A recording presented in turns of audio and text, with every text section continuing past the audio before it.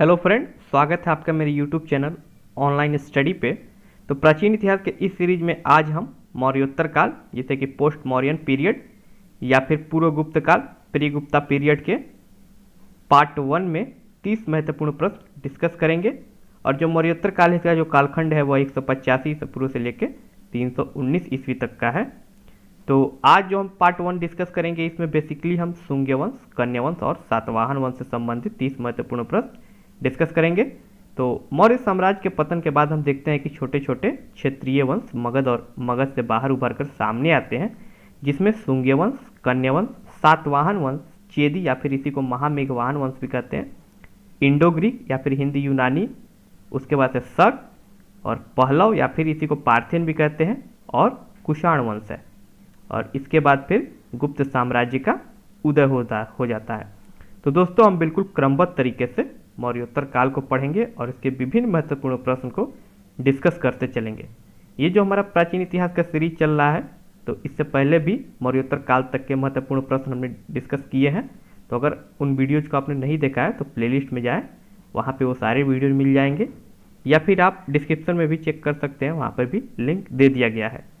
तो आज के इस वीडियो में हम 3 वंश जो कि ब्राह्मण वंश थे, शुंग वंश, कन्या वंश और सातवाहन वंश के 30 महत्वपूर्ण प्रश्नों को पढ़ेंगे।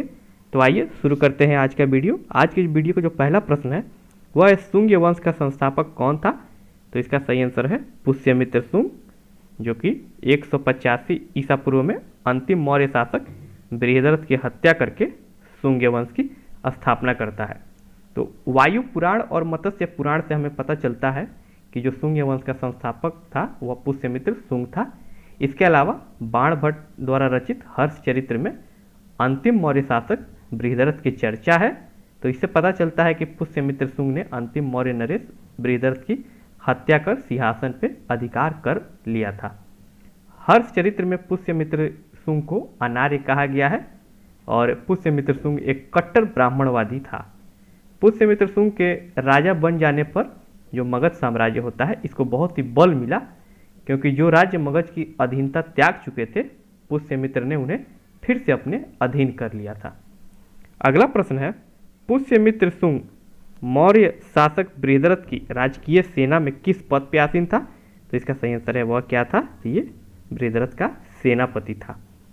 अगला प्रश्न है, शुंग वंश की राजधानी क्या थी। तो पहले इसकी राजधानी पाटलिपुत्र थी, जो कि 185 ईसा पूर्व से लेकर 94 ईसा पूर्व तक इसकी राजधानी पाटलिपुत्र होती है। और उसके बाद फिर विदिशा हो जाती है 94 ईसा पूर्व से लेकर 75 ईसा पूर्व तक। भगभद्र ने 94 ईसा पूर्व में इसकी राजधानी पाटलिपुत्र से विदिशा ट्रांसफर कर दी थी। अगला प्रश्न है, पतंजलि किसके दरबार में थे। तो इसका सही आंसर होगा जो पतंजलि थे, महर्षि पतंजलि, ये पुष्यमित्र शुंग के दरबार में थे। अगला प्रश्न है, महाभाष्य की रचना किसने की थी। तो जिसका सही आंसर है महर्षि पतंजलि ने की थी। और इस ग्रंथ में यवनों, ये यूनानियों को ही यवन कहा जाता है, तो यवनों के आक्रमण की चर्चा है। अगला प्रश्न है, किस अभिलेख से यह पता चलता है कि पुष्यमित्र शुंग ने 2 अश्वमेध यज्ञ करवाए थे। तो इसका जो सही आंसर होगा वो होगा अयोध्या अभिलेख से हमें पता चलता है कि जो पुष्यमित्र शुंग जो था ये 2 अश्वमेध यज्ञ करवाया था। और यह जो अभिलेख होता है अयोध्या अभिलेख, यह पुष्यमित्र शुंग के उत्तराधिकारी धनदेव द्वारा लिखवाया गया है। और जो पतंजलि होते हैं वह इस अश्वमेध यज्ञ के पुरोहित होते हैं। आगे बढ़ते हैं। अगला प्रश्न है, किस साहित्यिक रचना में पुष्यमित्र शुंग को अशोक के 84,000 स्तूपों को तोड़ने वाला बताया गया है। तो इसका सही आंसर होगा दिव्यावदान। यह बौद्ध कथाओं का एक ग्रंथ है तथा व्यावदान इसके रचनाकार हैं। तो इसी में बताया गया है कि जो पुष्यमित्र शुंग होता है वह अशोक के 84,000 स्तूपों को तोड़ दिया होता है। अगला प्रश्न है, भरहुत स्तूप को किसने बनवाया। तो इसका सही आंसर होगा पुष्यमित्र शुंग। एवं इस स्तूप से हमें शुंग काल के बारे में जानकारी प्राप्त होती है। तो भरहुत स्तूप जो कि वर्तमान के मध्य प्रदेश के सतना जिले में है, और यह बौद्ध ग्रंथों में पुष्यमित्र शुंग को एक कट्टर ब्राह्मण शासक के साथ साथ बौद्ध धर्म का उत्पीड़क भी बताया गया है। और यह भी बताया गया है कि उसने बौद्ध विहारों को नष्ट किया तथा बौद्ध भिक्षुकों की हत्या करवा दी। जबकि भरहुत स्तूप जो कि एक बौद्ध स्तूप है, तो इसको बनवाने का जो श्रेय है वह पुष्यमित्र शुंग को ही जाता है। तो संभवतः पुष्यमित्र शुंग बौद्ध विरोधी नहीं रहा होगा। अगला प्रश्न है, कलिंग के किस शासक ने पुष्यमित्र शुंग को पराजित किया? तो इसका सही आंसर होगा राजा खारवेल जो होता है वह पुष्यमित्र शुंग को पराजित कर दिया होता है। और हाथी गुम्फा अभिलेख से हमें यह जानकारी प्राप्त होती है कि जो कलिंग के राजा खारवेल ने पुष्यमित्र शुंग को पराजित किया था। अगला प्रश्न है, मनुस्मृति की रचना किस काल में हुई थी? तो इसका जो सही आंसर होगा वह होगा शुंग काल में मनुस्मृति की रचना हुई थी। और वैदिक पीरियड में हमने देखा था कि स्मृतियों की संख्या 12 होती है और सबसे जो प्राचीन स्मृति थी वह मनुस्मृति थी और यह शुंग काल में ही इसकी रचना होती है। अगला प्रश्न है, प्रसिद्ध नाटक मालविकाग्निमित्रम के रचनाकार कौन है? तो इसका सही आंसर होगा कालिदास और यह कालिदास की काफ़ी प्रसिद्ध नाटक है मालविकाग्निमित्र। तो कालिदास के प्रसिद्ध नाटक मालविकाग्निमित्रम में यज्ञसेन की चचेरी बहन मालविका और पुष्यमित्र शुंग का एक पुत्र जो होता है अग्निमित्र की प्रेम की कथा के साथ साथ विदर्भ विजय का भी वृत्तांत उल्लेखित है। तो मालविका और अग्निमित्र ये दोनों मिलके इस रचना का नाम पड़ गया मालविकाग्निमित्रम। तो जो यज्ञसेन था वह विदर्भ का शासक था और वह मौर्यों की तरफ से विदर्भ के शासक के पद पर नियुक्त हुआ था, परंतु मगध साम्राज्य की दुर्बलता का लाभ उठाकर उसने स्वयं को विदर्भ का शासक घोषित कर दिया और पुष्यमित्र शुंग के आदेश पर अग्निमित्र ने उस पर आक्रमण किया और उसे परास्त कर विदर्भ को फिर से मगध के अधीन कर लिया। तो इसकी भी जानकारी हमें मालविकाग्निमित्र से मिलती है जिसके रचनाकार कौन है? तो कालिदास। अगला प्रश्न है, किस साहित्यिक स्रोत से हमें शुंग काल में यवनों के आक्रमण का विवरण मिलता है? यवन या इन्हीं को हम लोग यूनानियों भी कहते हैं। तो इसका सही आंसर होगा गार्गी संहिता। और जो गार्गी संहिता जो कि एक ज्योतिष ग्रंथ है और इसमें यवन आक्रमण का उल्लेख है। यवन जो थे वह साकेत और मथुरा पर अधिकार करने के बाद पाटलिपुत्र पहुंच गए थे और वहां इनको पुष्यमित्र शुंग ने हरा दिया था। आगे बढ़ते हैं। अगला प्रश्न है, उस राजा का नाम बताइए जो पुष्यमित्र शुंग का समकालीन था। तो उसका जो सही आंसर होगा, ये जो यवन राजा था वो था डेमेट्रियस जो कि पुष्यमित्र शुंग का समकालीन था और बहुत सारे बुक में दिमित्र भी आपको देखने को मिल जाता है। अगला प्रश्न है, शुंग वंश का अंतिम शासक कौन था? तो इसका सही आंसर होगा जो शुंग वंश का अंतिम शासक होता है वह देवभूति होता है और इसके मंत्री वसुदेव ने इसकी हत्या कर 75 ईसा पूर्व में कन्या वंश की स्थापना कर देता है। तो हम देखते हैं कि जो शुंग वंश होता है यह 185 ईसा पूर्व से शुरू होकर और 75 ईसा पूर्व में ये वंश खत्म हो जाता है और वसुदेव जो होते हैं वह एक नया वंश जो कि कन्या वंश की स्थापना करते हैं मगध पे। और वसुदेव थे वह ब्राह्मण वंश के थे और इसमें केवल जो कन्या वंश था इसमें केवल 4 ही राजा हुए, वसुदेव, भूमिमित्र, नारायण और सुशर्मन। अगला प्रश्न है, कन्या वंश का अंतिम शासक कौन था? तो इसका सही आंसर होगा सुशर्मन था जो कि 30 ईसा पूर्व में सिमुक ने इसकी हत्या कर सातवाहन वंश की स्थापना की। तो कन्या वंश से ज़्यादा प्रश्न नहीं आते हैं, सिर्फ आप याद रखिए कि इस वंश का संस्थापक कौन थे। तो वसुदेव थे और इस वंश के जो अंतिम शासक होते हैं वह सुशर्मन होते हैं। अब आगे बढ़ते हैं, सातवाहनों की बात होगी। अगला प्रश्न है, सातवाहन वंश की राजधानी कहाँ थी? तो इसका सही उत्तर है प्रतिष्ठान या फिर पैठान जो कि वर्तमान के महाराष्ट्र में स्थित है। तो यहाँ पे सातवाहनों की ये राजधानी थी। नेक्स्ट क्वेश्चन है, सातवाहनों में आरंभिक दिनों में अपना शासन कहाँ शुरू किया था? तो इसका सही आंसर है आंध्र में शुरू किया था। ये वर्तमान का आंध्र प्रदेश ही है, पहले इसको आंध्र कहा जाता था।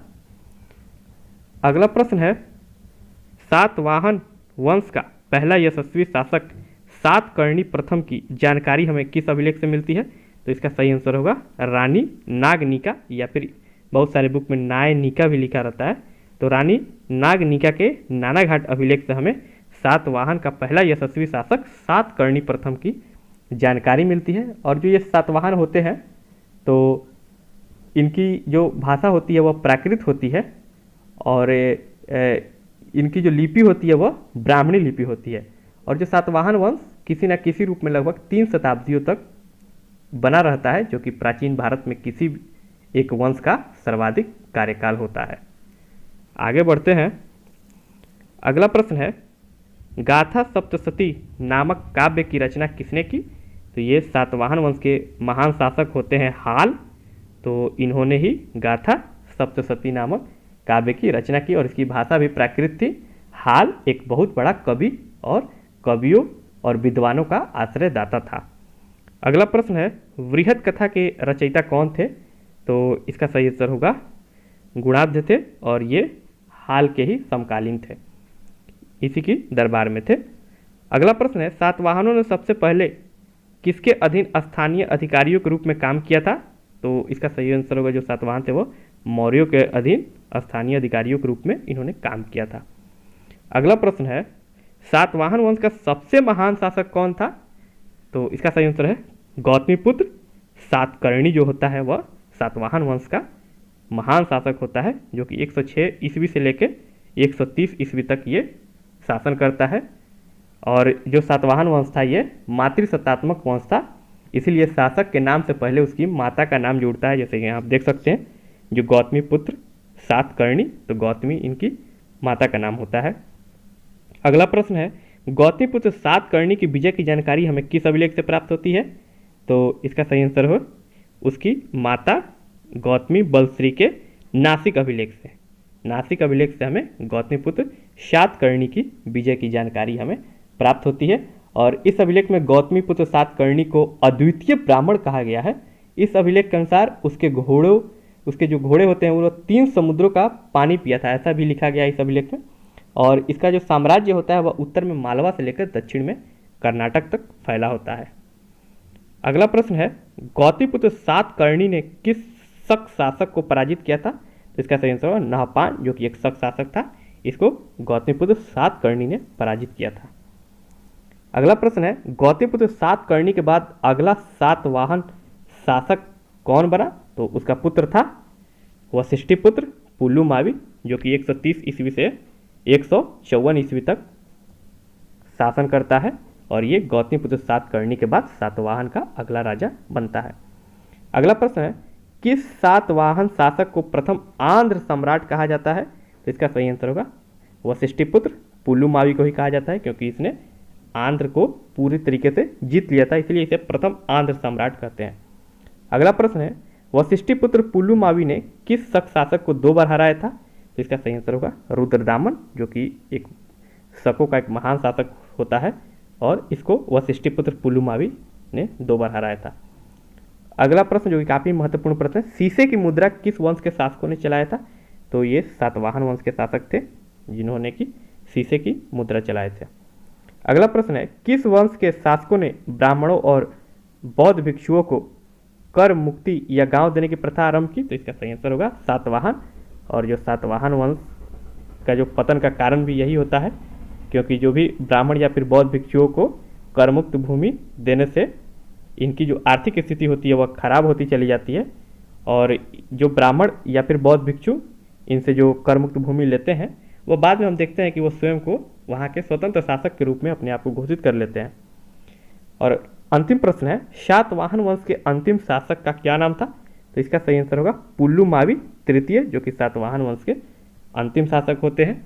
तो इस तरह से आज का वीडियो यहीं पर ख़त्म होता है और मुझे उम्मीद है कि ये वीडियो आपको ज़रूर पसंद आया होगा। तो कमेंट करके बताएं कि यह वीडियो आपको कैसा लगा, और अगर यह वीडियो आपको अच्छा लगा है तो चैनल को लाइक करें, शेयर करें और सब्सक्राइब करें ताकि